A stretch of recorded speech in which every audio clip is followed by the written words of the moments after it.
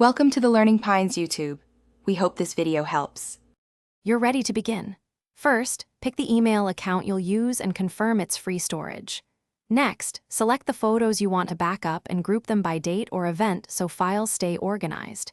If any group exceeds the attachment limit, commonly 25 MB, compress into A, zip, or reduce resolution before attaching.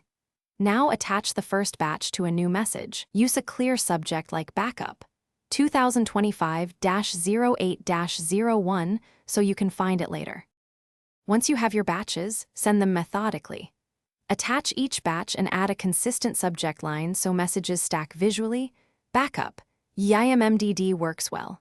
BCC a secondary email if you want an immediate redundant copy. If a batch is large, use your desktop mail client where uploads are more reliable. On mobile, enable background upload and Wi-Fi. Make sure each sent message lands in the sent folder, and create or apply a dedicated label or folder for quick retrieval. Finish by organizing and verifying your backups. Open a sent message, download the attachments, and move them to a named cloud folder or external drive so you have 2 copies.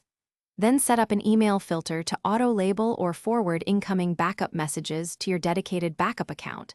This automates future sends. If a message failed to deliver, try splitting the batch into smaller sets or send a cloud storage link instead of attachments. That usually solves size and timeout problems. Thanks for watching. Consider subscribing if we helped you.